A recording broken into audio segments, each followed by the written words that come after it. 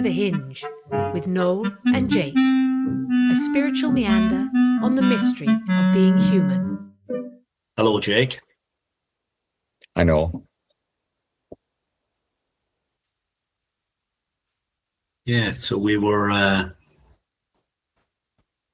just reflecting there as we came from our usual sit. You know, listeners have heard us reference that probably lots of times during the previous podcasts, and we have this contemplative sit, and we're reflecting during the week upon, you know, we haven't explained what the contemplative life is, and maybe we won't be able to explain either. Maybe people will be none the wiser after we say this, but I wonder for you, Jake, like, what do you understand by the contemplative life? Yeah, it's for the religious. It's simply put, resting in God, right? And then I'm trying to make this bridge of, you know, for those of us who believe in God. God is truth, and it's like resting in the truth of the reality that is, right? So our ambition for this podcast to be an invitation to all, from the atheist and the agnostic to those of different faiths, this resting in truth, through silence, accompanied by silence, and to be with that silence, and which is a very moving experience for people, to be silent. It can do many things to us. I think with time it's become comforting to be with silence, but I can also remember times that it wasn't so comforting, to me at least, to be. And I say this, I think, with a touch of embarrassment, you know. I think even at the time, to realize that I wasn't so comfortable with silence was a bit of a strange realization, like, really? Can't be with silence? And now as I look around me, I see the discomfort with silence all around. I was on a train from Rome to Milan. I thought somebody was listening to their phone on loudspeaker. I'll be honest, I was annoyed. I actually got up to walk through the train and say, you know, really? Do we have to listen to the adverts and the radio program that you've chosen that I can't quite hear, that is just a background noise? It turned out they were the speakers of the train. they had a radio station on. Mm. Yeah. Well, most people didn't hear it because they've got headphones on, and so they're listening all to their own thing. Thank God for headphones, much appreciated. Yeah. But, you know, pretty sure that everybody was making sure there was some noise, you know. Yes. Yeah. I think I'm thinking about what you're saying, Jacob, and I'm thinking about James Finlay. People might be familiar with him, but he said one time, sometimes think the more noise people make, they think the more real that they are. And I think sometimes about how noisy I've been in my own life. And I'm reflecting upon the invitation of silence in, you know, traveling on that train, and yeah, God forbid there would be any silence. Thomas Keating said, doesn't he, that the monk, he says that silence is God's first language. And I find that so comforting. And I really appreciate what you're saying about, you know, your own sharing of your own relationship with silence. And as I was listening to you, I was thinking about an experience I had in a dentist a couple of months ago. And I was going down, and I knew I needed an extraction because, you know, I have a great dentist. He's got this great way about him that just really helps me to feel at ease, you know. And but I'm sitting in the waiting room, and the TV is turned to, I think it's Sky News, and I'm thinking, this this is really off. This is not the vibe we should be going for here. And I must say it to him actually next time because he said to me, listen, the next time you're down, why don't we have lunch together? He's that type of guy, you know. And I'm not saying that silence in a waiting room would be preferable, but I think it would, because the noise that was coming from Sky News certainly wasn't, it was jarring. And the other thing I noticed, which is not, it's a reflection, you know, I've done that myself, where the amount of people that are on the phone, but like where there was, you know, teenagers and with their parents who were also on phones. And yeah, so yeah, think about the silence, how it supports us to listen below the noise.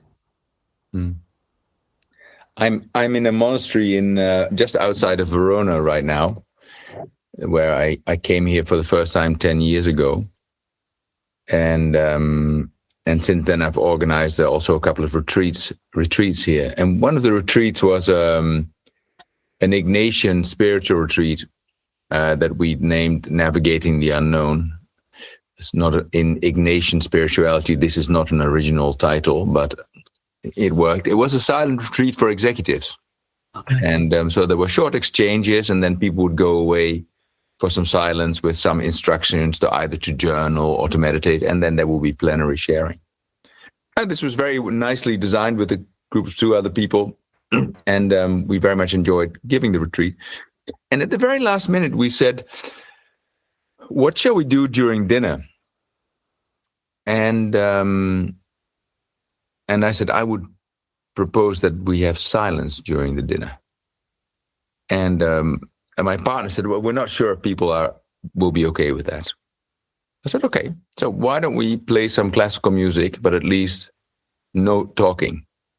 So we won't have silence, but there will be no talking. Because in monastic communities, this is quite normal, and I find it quite nourishing to be together with people in silence. And often in monastic communities, there's a short piece of reading from either a piece of scripture, or and then the reading stops. And there's also a book is being read, so a few pages of book, and then there's the remainder of the meal is in silence. Okay, so the first day, it was a 3-day retreat. We offered classical music, and we said, well, we propose that no, we won't speak, because we're speaking all the time in these exchanges, and this is a silent retreat after all.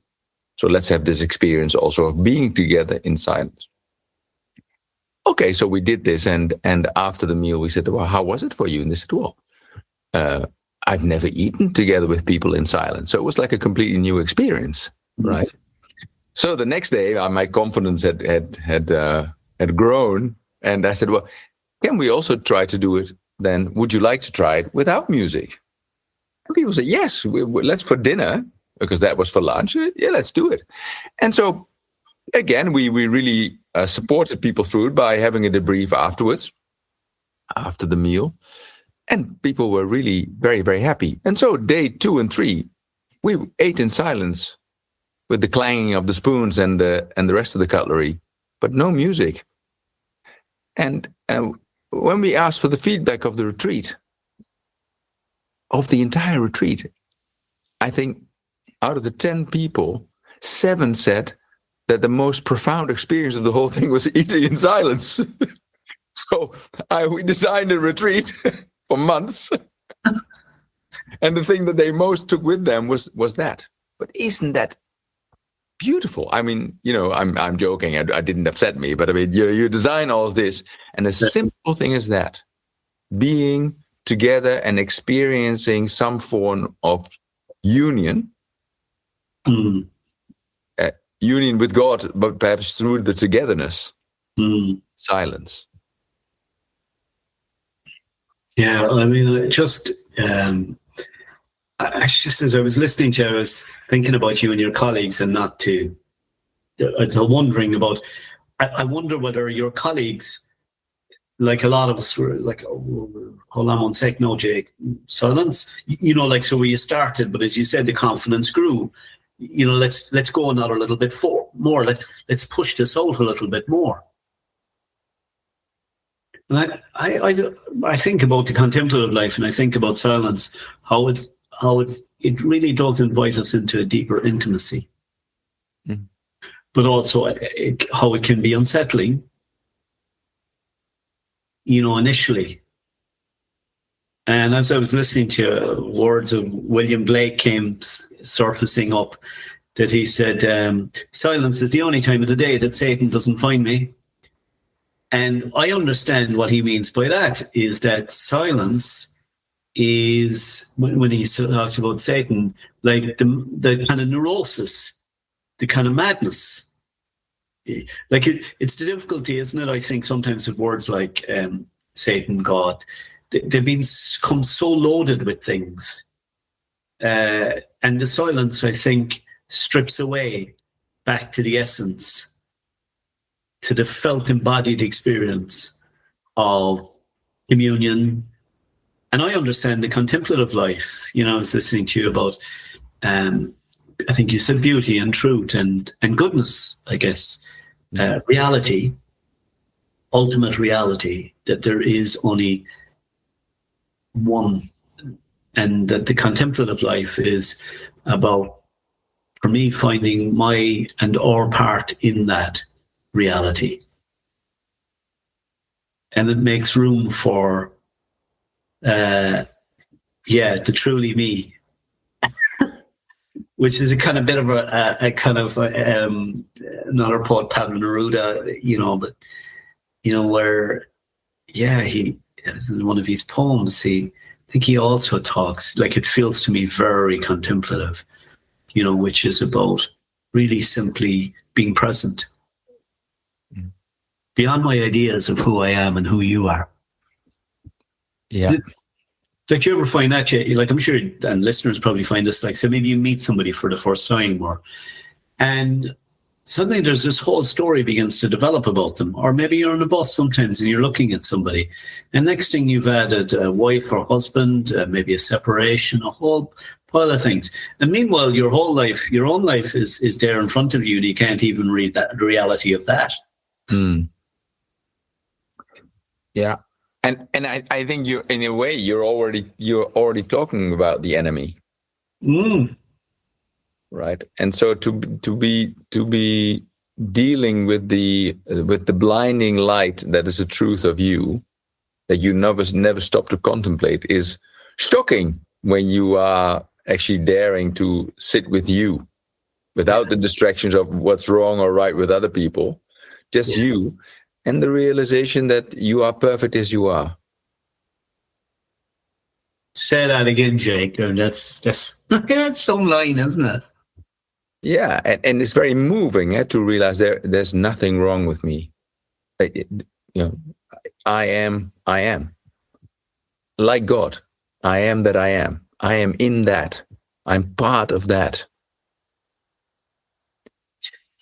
That, like, just as I listen to you right there now, I notice in my body, and I don't, for listeners, maybe an invitation of what they listen.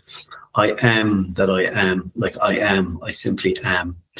But if you ask most of us who we are, well, I am, whatever the identities. And the contemplative life begins to strip away those identities, those unnecessary dichotomies, or, there are truths of, yes, I do work as a therapist. There's truths, you do work as a consultant, as a coach. It's not that that's not true, but the ultimate reality of the amness. And to trying to find the language, of what it is. I am. And I'm thinking about the psalm. You probably use a similar one, Jake, I think. Be still and know that I am God. And keep dropping some words until be still, be.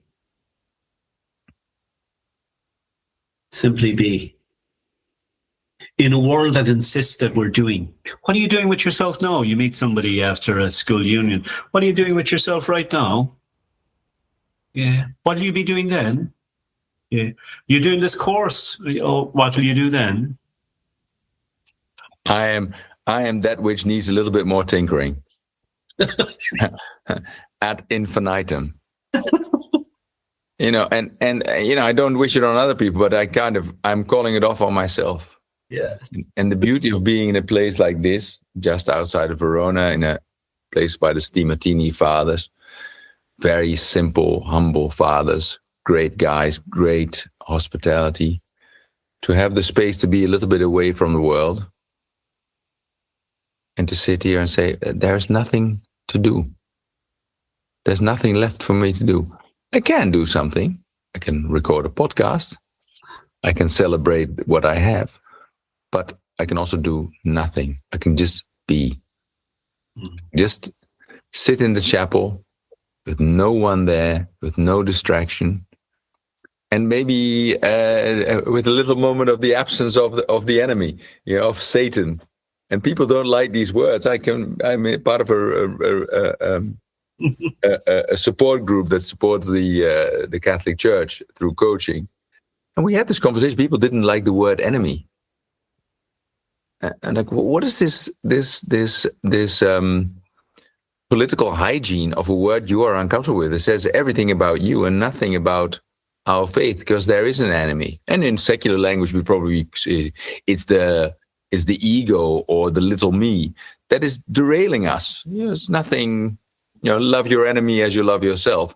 But by censoring a word, taking part of reality out of it because you think you'll be more comfortable, it's beyond comprehension, right? And there were even the some of the religious involved in that conversation were actually trying to give space to that idea of not using the word enemy. Well, in the end, I think we came round because what's the problem? The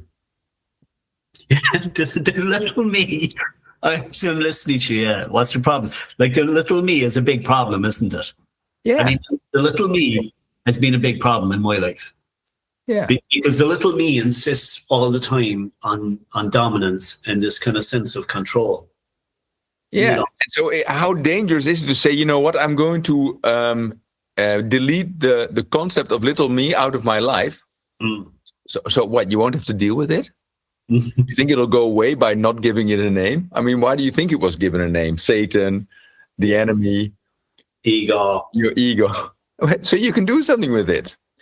And I think in the contemplative moments, that the few that we have in our lives, and they're often difficult to create, even though, because it requires a bit of discipline.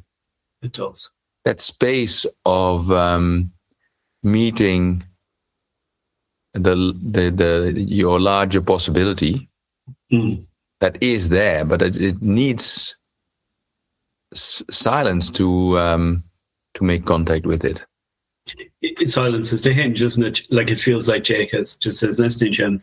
Like, so when I sit in the morning, or when you and I sit before, we record, we sit in presence, gazed upon by the presence, looked upon with love by that presence, returning through our silence, that gaze of love, mystery, noticing mystery. And the silence, the contemplative life, isn't it? It's a kind of resolution, the contradictions of the little me. Because the little me in all of us can be very destructive. Because the ego, as we understand it, I'm sure we will be corrected by people who might have a much more refined sense of ego, but the unhealthy ego is constantly interested in more and acquiring and doing, whereas the contemplative life is about subtraction, which is very countercultural. Thinking about what you were saying about the Stimatini fathers and the life of simplicity.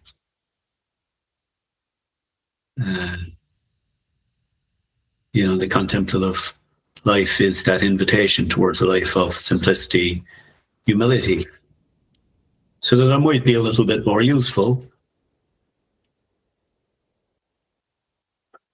that I might discover that actually in my day, it mightn't necessarily be about doing anything grand, but simply enough being present enough to notice whether somebody needs their shopping to be put into a boot, or help to open a car door. These little small acts where I'm a little bit more conscious out of my own neurosis.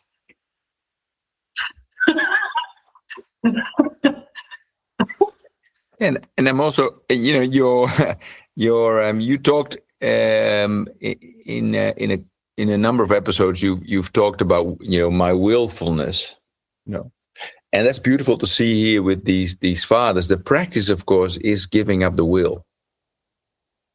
So just doing what is required for the best of the community. One of these guys is a trained physiotherapist and a priest. He's cooking most of the time. Now, I don't think he was thinking about cooking food for others when he became a priest, right? And he does so joyfully. When I asked him, do you particularly enjoy cooking? He said, no, not really. He said, yes, cooking a nice meal for a small number of people I find very enjoyable. But he said, but this is just production work. And it needs to be done. No judgment. But if you ask me honestly, no, I don't particularly like this sort of cooking. But then it needs to be done. He's not there for afternoon prayer because he is already busy in the kitchen, so we can all sit down to a meal. I call that's service. You just took the word. As I was listening to you, I was so touched by that simple act of service. And I think many of us know that, like listening to you about community, about what is it the community needs. And thinking about what George Bernard Shaw says, my life belongs to the community. Mm. And not with reticence and not, so it's nothing to do with will. Yeah. So it's not willful. There's nothing to do with it. And so there's also there's a simple joy, but there's also a neutrality in it. We all have our demons. So there's this man that I'm now making into something that can't be emulated, but it is a practice. And there's a joyful acceptance of what is required of him. And then after lunch, he said to me, "Are you in Italian? Are you available for a couple of steps?" Yeah, meaning I want to go for a walk. Due passi.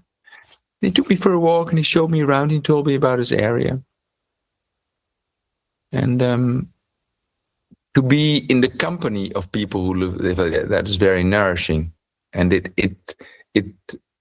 engendered also a slowing down into the contemplative space that is here, realizing you don't have to do anything. In fact, don't do anything. Just be here. Just be here. Or as you said earlier, just be. Mm. Which is in a life, that we're all asked to live. I mean, we put bread on the table and so forth. It's very, very different, isn't it, from our, thinking about community versus the individualistic notion, that's probably very prevalent in the Western world. And the urgency in which we all live. Somebody else that I know says, like, where are we all hurrying off to? Like, it's going to come soon enough. And I think the other thing about the contemplative life, I love the way, like you've even more humanized him. Like you're saying, lest I elevate, this man that it's like, we're talking like, no, what are these two boys talking about? There's no way you can get to that place. But this kind of illusion, there's no place to get to. It's all here. It's all now. Yes.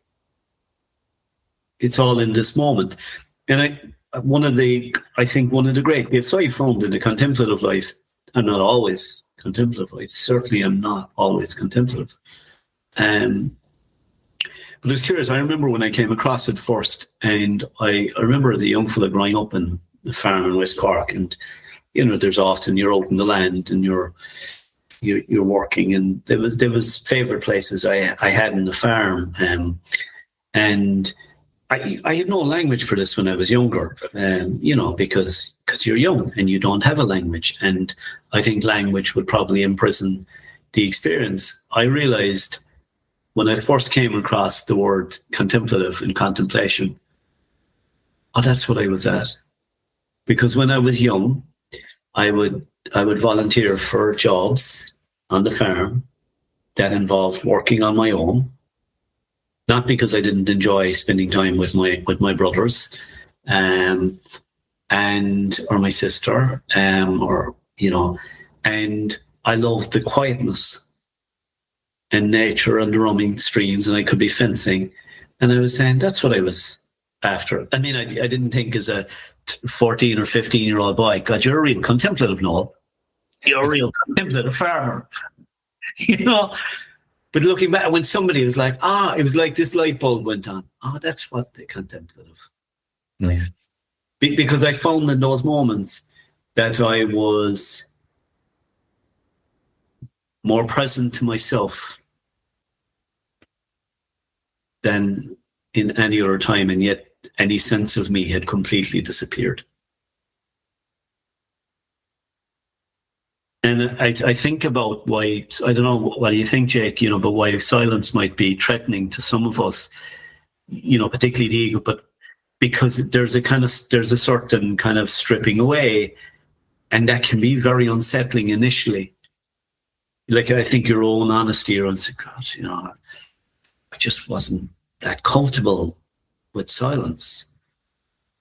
And I think about many of our own relationships with silence, like for those of us who've grown up in homes where silence was used as a weapon. Yes. Or women or men, any place where silence, like the silence, but the generosity of silence.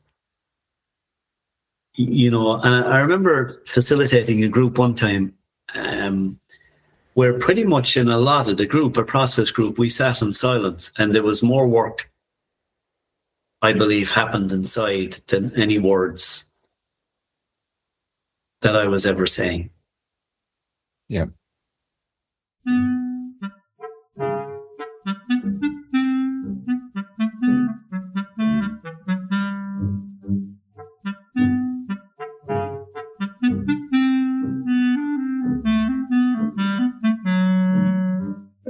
Welcome back to The Hinge with Noel and Jake. Please support us by following The Hinge podcast on Patreon, YouTube and Spotify, or wherever you listen to your podcasts. There's a beautiful conversation happening last night, and there was this very joyous woman with a very young spirit. I think she told me she was nearly 50, so I'll leave that to you, whether you think that's young or old, but she had a very young energy. And there was another man who said, is it sometimes hard for your speech to keep up with your thoughts? Mm. And she said, oh yes, I've got to catch it. I've got to catch them because otherwise I lose them. He said, do you sometimes feel that it's a bit like a drug?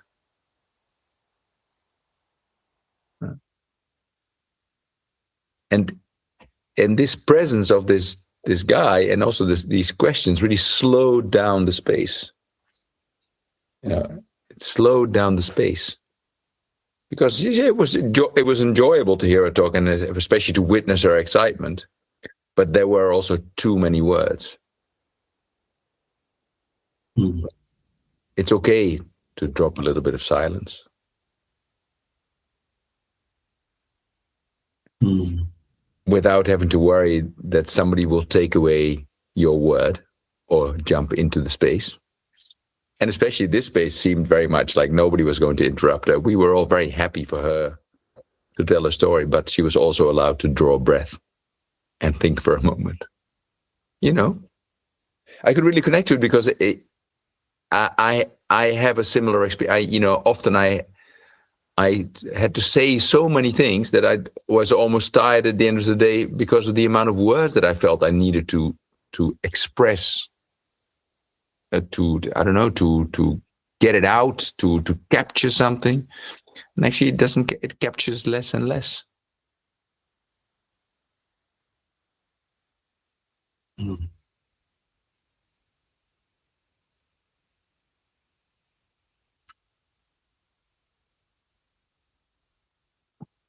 I suppose as a listener, I'm back to, the phrase, the generosity of silence. That where there's space for everyone. That nothing's excluded, nothing or nobody's excluded. And I think the silence allows, in the contemplative life, as I understand it, is it allows everything to belong. And it is a way of, I was thinking just as we started recording, before we started recording, after, maybe it was even before we sat in silence, I was reflecting upon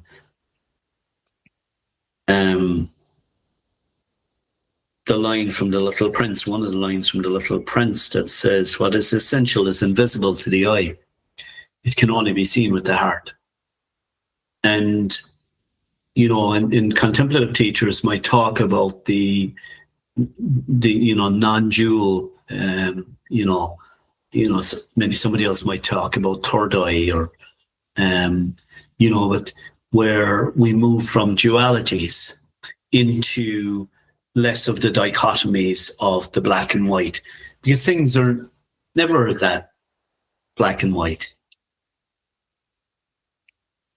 And I like what, I think it's Cynthia Bourgeois says about, that it's the non-dual perception, and, love, contemplation, which is love, is, even though they're a little bit different, surely, but the connection, the non-dual perception that's anchored in the heart.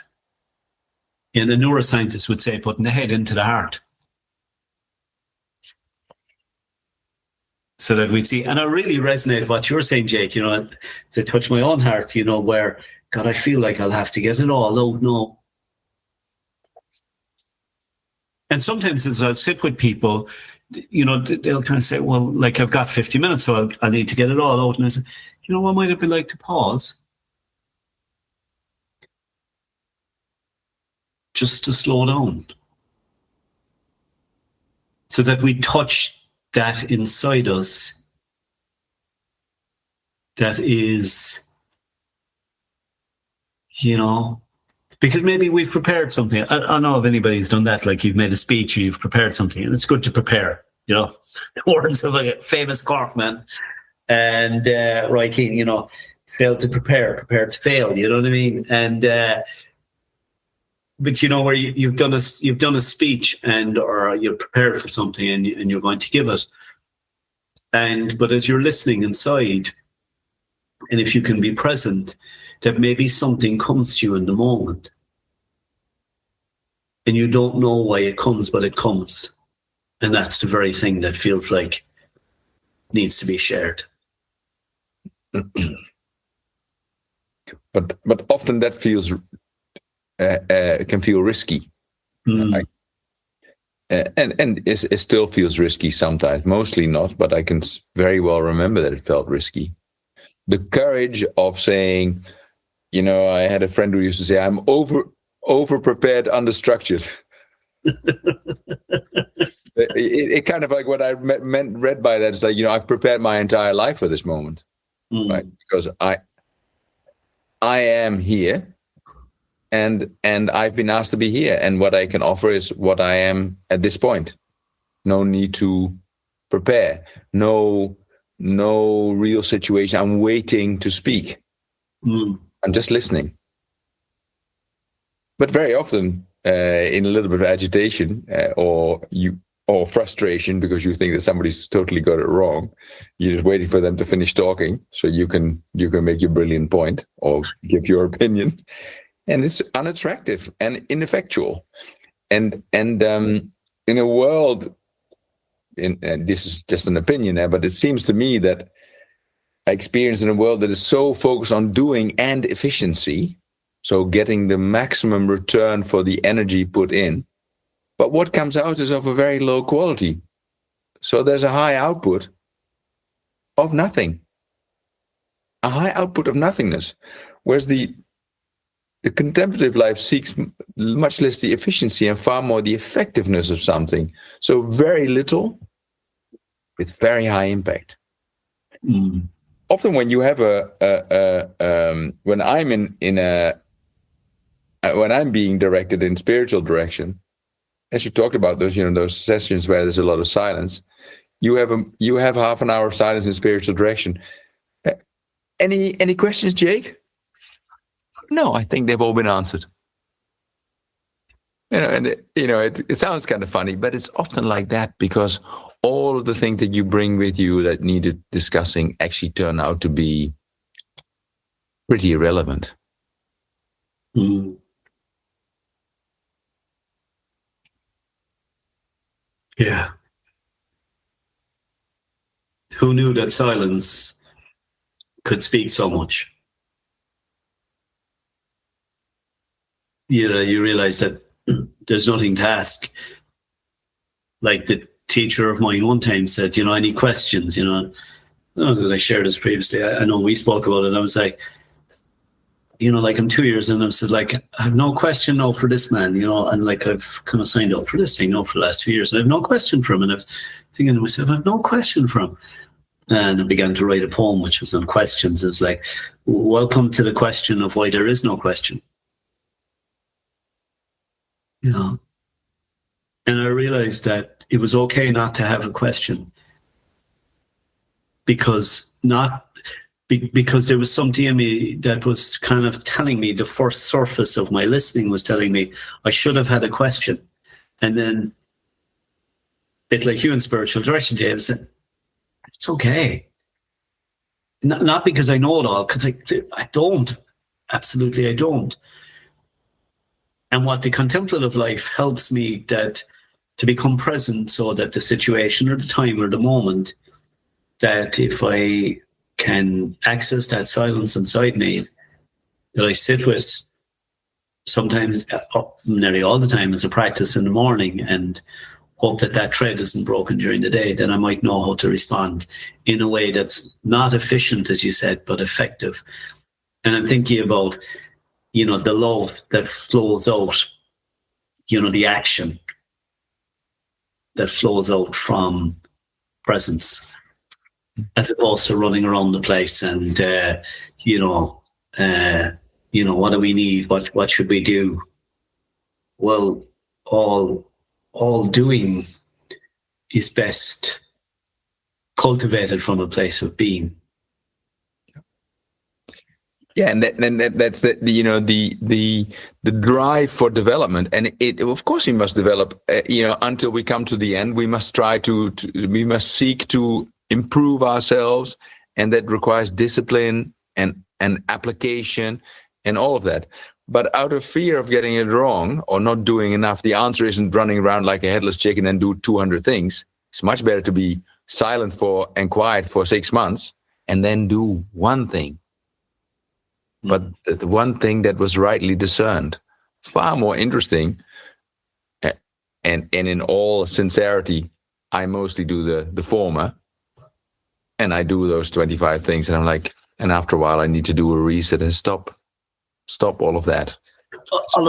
I'm sorry, Jay. Just in my excitement, and I'm sure as listeners say, well, he's not a very effective listener sometimes, is he? And that's very true of me. And my excitement of listening to you and just what you were saying about, the former, doing 25 things. But also, we've been talking lately, and you've been sharing with me, haven't you, that there's been, what you're noticing is a real stripping back. And I've been just so curious, me and a, because you and me are clearly are doing this, being in this together, and then me in my way, that I'm also noticing some other changes that are happening inside me, which, according to my personality, my history, etc., but there's this kind of parallel. It's kind of like, what the hell is going on? I think also in the newness of this venture of making a podcast, that for us is a very important personal experience, individually and together, brings you also into sort of a youth of excitement, and then all sorts of ideas and inspirations of the things that we may be able to do, and on the list we already have 10 projects that we could offer. And then there's a little bit of this thing in the silence, thinking, oh, wait up, let's not get too overexcited. Yes, it's new, and we're excited, and it will also become less new when it will become more work in the traditional sense, like, oh, this is costing energy, and I'm not.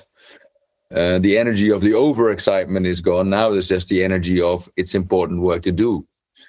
And so in the silence, I heard also this, let's do few things well and stick at that. And this is our commitment. And, time will tell if you and I will be able to deliver on that. And we're a few episodes in now. But instead of broadening by doing different things, we'll try to stick with doing what we're doing now. As best we can, with some continuity. Mm-hmm. And I'm brought back to the grounded, if that doesn't almost sound contradictory, the grounded excitement that I feel in my body that says, do one or two things well. I remember one time supporting a group. I was doing different things. Sometimes I was facilitating. I was younger than I am now as a therapist. And to be honest, it depended sometimes on the whim of my co-facilitator.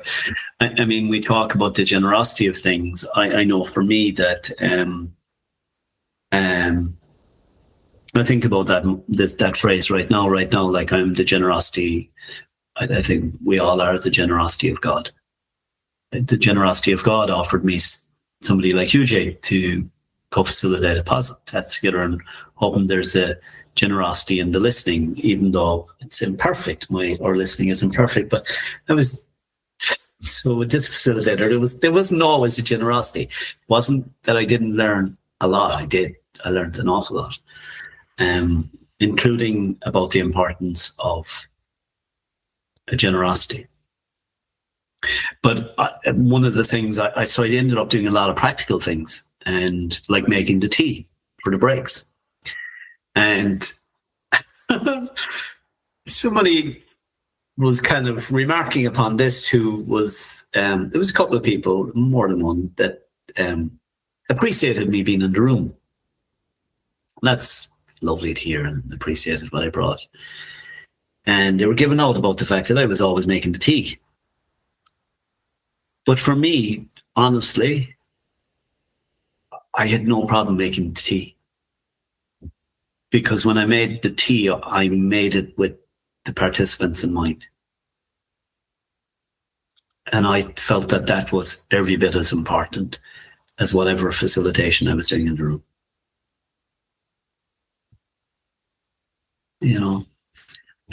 But I don't know that if I hadn't been engaged in something contemplative, I'm not sure that I'd have caught that. I think I might have got caught up with, well, how come I'm not in the room co-facilitating, and I should be, and they should be up there making the tea. I didn't really get into any of that. I genuinely didn't. I just said, people need to eat. They'll be thirsty. And it's connecting with the importance of that, without being seen by others, right? Because we have this requirement to be seen. It's sometimes a bit of a painful requirement, because if you don't have that requirement, life is a lot easier, right? Yeah. And it reminds me of that story of somebody visiting Mother Teresa, and there's a super joyful guy sweeping the floors. You know, he's got this big smile, and the curiosity of the visitor is an apocryphal story. I'm sure it's at an ashram or somewhere else. But this guy is super joyful. And saying, well, you know, are you very happy to be here because you're so smiling so much? I said, yeah, because I have a very important job. Oh, well, so what do you do then? Because they're wondering maybe just doing something else than just sweeping the floor, as if what he's doing is right. I'm sweeping the floor. All of these other things cannot happen if the floor is not clean, right? So it is an understanding that all of it has to be there, right? If you don't drink, you won't be talking much after a while, right? So right? And that can be enough, just knowing that it is essential without it being acknowledged. And of course, lovely if it is being recognized.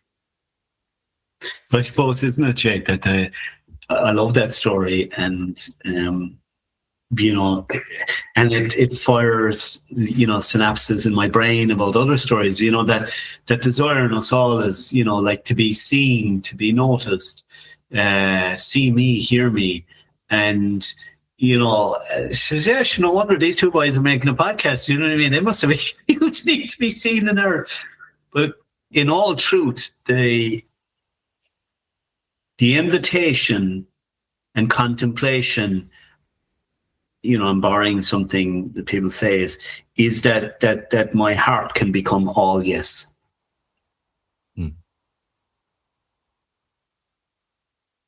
You know, because the ego, isn't it, is always interested in how am I looking, how am I sounding? Is this very profound? You know, it probably isn't, but you know, let people know that we're doing our best. You know, might engender some willingness towards liking us and making an effort to continue to listen. And of course, there is that of wanting to be seen and heard. I mean, why deny that? I mean, it's just a pure honesty. And the deeper call is really that we want to be of service and to share in a very mundane way that two ordinary people are looking for exactly the same as all of those who are listening here with us. And we don't have to be more than that. Or maybe that is exactly the right thing to be. An invitation to recognize we're just two ordinary guys who don't know either, but are willing to exchange on that on a podcast. I mean, the ordinariness reminds me, yesterday evening I was travelling back in Donegal now, but I was down in southern Ireland, Cork, and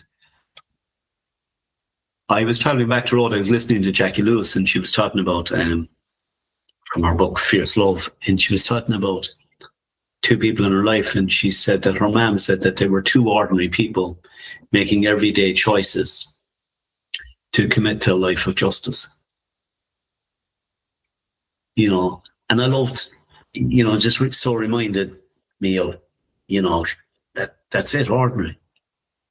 But the most ordinary people I know that I've met, there's something extraordinary about them because they're not living for that adulation. I think O'Donoghue talks about the quiet light that draws no attention to itself. You know, make me, you know, I'm thinking about the Lakota tribe. Have a friend of mine offered me this, is make me a hollow bone. And the contemplative life, I believe, helps us to become a hollow bone.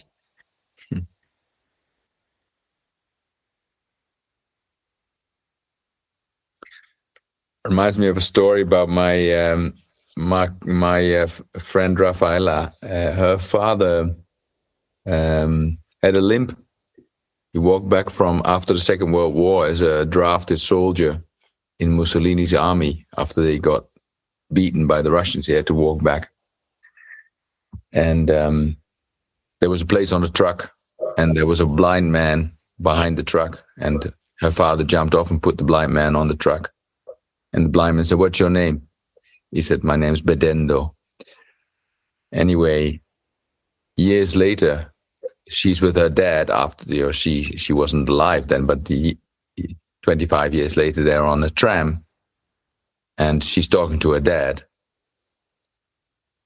And suddenly they hear a man shout, "Hey, is that you, Bedendo?" And it was the blind man who recognized his voice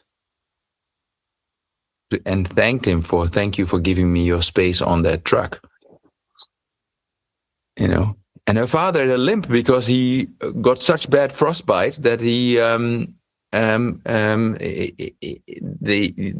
sought shelter with some farmers. I don't know where it was. Must have been on the way home, somewhere in Hungary or wherever, because it took them 6 weeks to get home. Walking, hitchhiking, whatever.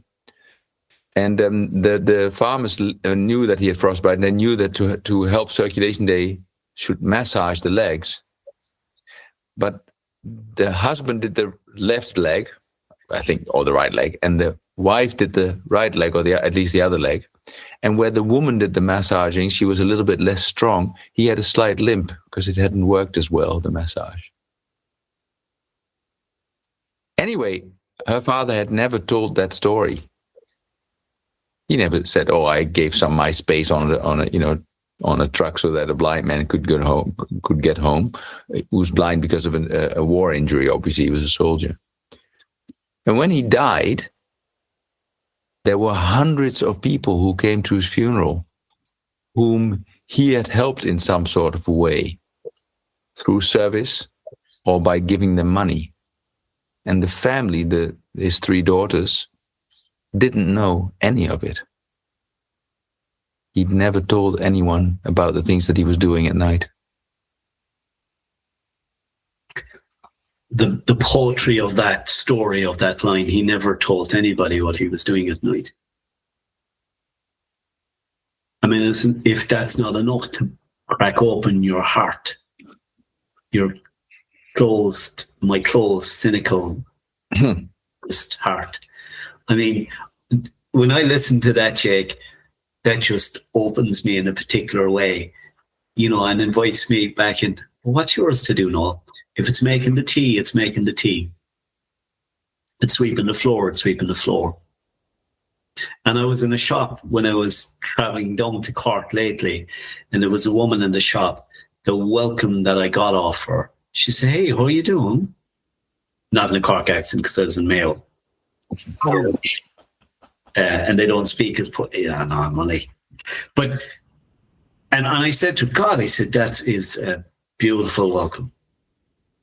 And she said to me, she said, "Thanks." An older woman, I'm in my 50s, she's maybe in her 60s. But the simplicity of simply being present. I'm thinking about, your friend's father and his presence to that man's need. Yeah. I think that's the contemplative life, isn't it? Yeah, and I hope I will be big enough one day to make the tea in that way, without expecting any recognition. Just knowing that what I'm doing is the right thing, that it needs to be done. And I am lucky enough to be in the position to do it. Yeah, because it's not idle sentimentality, or the contemplative life isn't navel gazing. It moves us, doesn't it, Jake? I think in a certain way. And listeners, I'll be able to tell you in 2 weeks about his tea making, because I'll be joining my good brother over and his good wife. So, but I have no doubt, I'll show you how to make it, mate. Yeah. Yeah, we're fighting over making the tea. No, let me make. No, I make tea. And I'm thinking about that story, Jake. I'm thinking about, so World War II, here we are, 55, quick maths, 70, what's that, 71? And I think that's why the life of the contemplatives speak to us right across generations, hundreds, thousands of years, because I think they remind of our common humanity, that we're all walking towards the end. 81 years ago. 81, Jake. Well. Yeah. My father's born at the end of the war. That's how I know. People will be appalled at my maths. Well, you know, I'm not a mathematician. You don't see me working for Science Ireland. Feels maybe like a good place to complete that what you've shared is in that story. Well, thanks for sharing it, and thanks for your friend sharing it with you. Yes, thank you for Mr. Bedendo. May he rest in peace. Yeah, surrounded by angels. Yeah. Yeah. Yeah. Still speaking to us beyond. Beautiful. See you next week. See you next week. You have been listening to The Hinge, a podcast presented by Noel O'Driscoll and Jake Espin, produced by Jer Kellett. Feel free to contact the show in the comments or by emailing us at thehingepodcast@gmail.com. Join us next week for another episode of The Hinge.